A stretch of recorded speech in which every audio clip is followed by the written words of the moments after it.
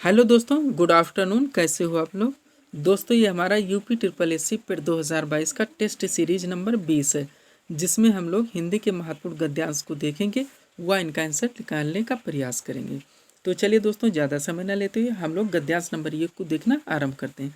दोस्तों, गद्यांश का नियम है कि आप एक ही बार में पूरे गद्यांश को कॉन्सेंट्रेट होकर एक ही दृष्टि में देख डालें। पुनः आपका आंसर क्वेश्चन देखें, उनका विकल्प देखें और आंसर निकालने का प्रयास करें। तो चलिए दोस्तों, गद्यांश नंबर 1 को हम लोग देखते हैं। गद्यांश पूरा पढ़ेंगे, मेन वर्ड को अंडरलाइन करेंगे। जब जॉर्ज एक छोटा बालक था। कौन था? जॉर्ज था। तब वह गांव में एक फार्म पर रहता था। यह साग सब्जी का फार्म था। किसका? साग सब्जी का। यहाँ पर जॉर्ज मुर्गी के बच्चों की देखभाल करता था तथा उनके जल पात्रों को रोज सुबह तड़के ही भर देता था।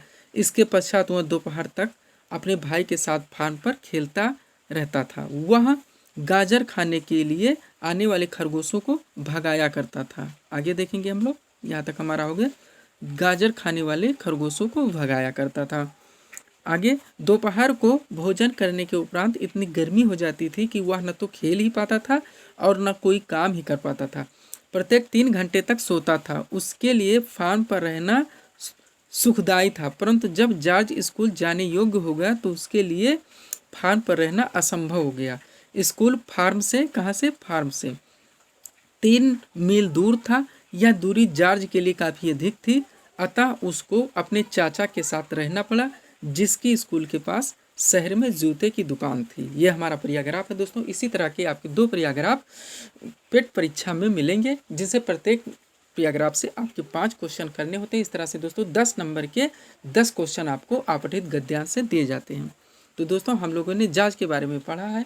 वह एक फार्म पे रहता था। फार्म उसके दादाजी का था। उसका नाम जॉर्ज था। वह दोपहर के उपरांत भोजन करता था। वह आने वाले खरगोशों को भगाया करता था। और दोस्तों, वह उसके लिए सुखदायी था। गर्मी में थोड़ा कष्ट पड़ता था। उसके बाद जब उसको स्कूल जाने का दोस्तों समय हुआ तो फार्म उसके दादाजी के यहाँ से उसका स्कूल दूर पड़ता था, जो 3 मील का था। इसलिए वहाँ उसको रहना असहज हो गया था। बाद में दोस्तों जॉर्ज को अपने एक फार्म पे रहना पड़ा। यह दूरी जॉर्ज के लिए काफ़ी अधिक थी, अतः उसको अपने चाचा के साथ रहना पड़ा, जिसकी स्कूल के पास शहर में जूते की दुकान थी। ये हमारा दोस्तों, हम इस तरह से मोटा मोटा समझ लेते हैं पहले पैराग्राफ को पढ़कर, फिर हम लोग अब क्वेश्चन देखेंगे और आंसर लगाने का प्रयास करेंगे। क्वेश्चन है दोस्तों पहला हमारा, जिस फार्म पर जॉर्ज रहता था वह था। कौन सा फार्म था दोस्तों? साग सब्जी का फार्म था। कौन सा? साग सब्जी का फार्म। चलिए हम लोग थोड़ा सा पैराग्राफ भी देख लेते हैं। अगर आपको कन्फ्यूजन मिले दोस्तों तो तुरंत आप थोड़ा सा पैराग्राफ देखें, ताकि हमें तुरंत भी थोड़ा सा भी कन्फ्यूजन ना रहे। यहाँ देखिए दोस्तों, यह फार्म साग सब्जी का फार्म था। किसका? साग सब्जी का फार्म था, जो हमारा क्वेश्चन नंबर 1 है। अगला देखेंगे हम लोग दोस्तों, तो हमारा क्वेश्चन नंबर 1 हो गया, साग सब्जी का फार्म था। विकल्प नंबर बी आंसर बन रहा है। 2 नंबर क्वेश्चन देखेंगे। क्वेश्चन है दोस्तों, फार्म पर चूजों की देखभाल कौन करता था? तो कौन करता था? जॉर्ज करता था। वही पर्सन दोस्तों जो रहता था वहाँ पे।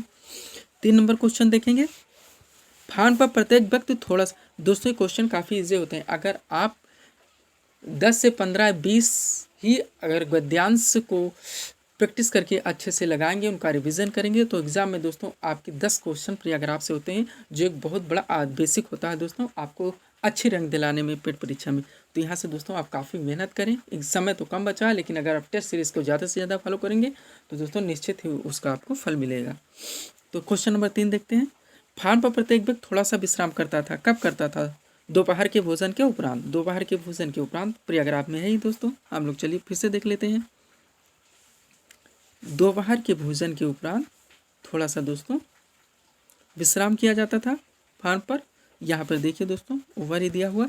इसके पश्चात दोपहर तक वो अपने बड़े भाइयों के साथ फार्म खेलता था। वह गाजर खाने के लिए अपने खरगोश भगाया करता था। दोपहर को भोजन के उपरांत, ये देख लो दोस्तों, इतनी गर्मी हो जाती थी कि वहाँ न तो खेल पाता था और न ही कोई काम कर पाए, इसलिए विश्राम। चलिए दोस्तों, क्वेश्चन नंबर 4 देखते हैं। इस फार्म का स्वामी कौन था? ये पूछा जा रहा है दोस्तों। तो फार्म का स्वामी जॉर्ज के दादाजी थे। पैराग्राफ में तुरंत ही दूसरा ही लाइन है, इसको भी हम लोग देख लेते हैं। जॉर्ज के दादाजी का फार्म था। यहाँ देखिए दोस्तों, यह फार्म किसका था? जॉर्ज के दादाजी का था। चलिए 5 नंबर क्वेश्चन देखते हैं। बहुत ही इजी दोस्तों पैराग्राफ आते हैं। अगर आप थोड़ा सा प्रैक्टिस करेंगे तो एग्जाम में आप 10 क्वेश्चन सही हल कर सकेंगे। 5 नंबर है, जाज का स्कूल किससे 3 मील दूर था? तो उसके फार्म से था, हम लोग जानते हैं। बाद में वो जूतों की दुकान पे रहने लगा जो स्कूल के बिल्कुल नज़दीक था। चलिए दोस्तों, पैराग्राफ नंबर 2 देखते हैं। इसी तरह के वीडियोज़ के लिए दोस्तों आप हमारे चैनल सुकृपा क्लासेस को सब्सक्राइब करें, शेयर करें, लाइक करें। गद्यांश नंबर 2 है हमारा दोस्तों, आज भारत का बुद्धिजीवी युवक, कौन सा युवक? बुद्धिजीवी युवक पाश्चात्य शिक्षा तथा दर्शन से इतना प्रभावित है कि वह भारतीय दर्शन तथा आध्यात्मिकता को थोड़ा और सारहीन समझने लगा है। क्या? थोड़ा और सारहीन। ऐसे सब दोस्तों अंडरलाइन करें, क्योंकि ये आंसर बनने के पूरे उसमें हो जाते हैं, दायरे में, और निश्चित क्वेश्चन यहीं से बनाए जाते हैं। आगे देखेंगे, आज भौतिकवाद की कितनी बाढ़ आई हुई है कि मानव भारतीय चिर चिंतन शक्तियों के प्रति उपेक्षा का भाव धारण किए हुए है। हमारा दृष्टिकोण राजनीतिक तथा आर्थिक आंदोलनों की परिधि में ही सिमट कर रह गया है। निश्चित ही यहाँ से क्वेश्चन मिलेगा दोस्तों आगे हम लोगों को। आगे हम लोग देखेंगे, वर्तमान कालीन विज्ञान दर्शन तथा मनोविज्ञान सामाजिक चेतना को समाज के परिवर्तित रूप को सभ्य बनाने में नितांत असमर्थ हैं। इसका फल हुआ है कि विज्ञान की परिगत मानव हितार्थ प्रयोग न होकर उनके संहार में ही अधिक प्रयुक्त हुई है। जी हाँ दोस्तों, आगे देखेंगे, आणविक शक्ति के निर्माण तथा रचनात्मक पहलू को ध्वस्त ही कर डाला है। आणविक शक्ति के निर्माण तथा रचनात्मक पहलू को ध्वस्त ही कर डाला कौन? भौतिकवाद। चलिए अब हम लोग क्वेश्चन देखते हैं और आंसर करने का प्रयास करते हैं। क्वेश्चन नंबर 1 है हमारा, भौतिकवाद की प्रगति ने मानव को, फिर वही आ गया दोस्तों जो हम लोगों ने अंडरलाइन लगाया था, तो क्या होगा? चिरंतन सत्य के प्रति क्या बनाया है? उदासीन बनाया है। जो हमारा विकल्प था तो यह अगर आप था, चिरंतन सत्य के प्रति क्या बनाया है? उदासीन बनाया है। नेक्स्ट देखेंगे क्वेश्चन नंबर 2 को, आज के मानव का लक्ष्य क्या है दोस्तों? ये पूछा जा रहा है क्वेश्चन नंबर 2 में, जो हम लोगों ने पैराग्राफ में देखा, तो राजनीतिक और आर्थिक उन्नत। क्या? राजनीतिक और आर्थिक उन्नत। थर्ड नंबर क्वेश्चन देखेंगे दोस्तों, क्वेश्चन नंबर 3, भारतीय बुद्धिजीवी पर पाश्चात्य के प्रभाव से क्या हुआ दोस्तों? वह भारतीय दर्शन को सारहीन मानता है। क्या मानता है? सारहीन मानता है। नेक्स्ट देखेंगे 4 नंबर क्वेश्चन, आणविक शक्ति ने क्या किया है? लास्ट में दिया गया था, दो लाइन जब बच गया था दोस्तों पैराग्राफ में, तो क्या आएगा आंसर हमारा? रचनात्मक पहलू का नाश किया है। रचनात्मक पहलू का नाश किया है। थोड़ा सा हम लोग देख भी लेंगे इन चीज़ों को। आणविक शक्ति ने क्या किया है? यहाँ आप देखें तो आणविक शक्ति ने निर्माण तथा रचनात्मक पहलू को ध्वस्त ही कर डाला है, मतलब उसको नाश कर दिया है।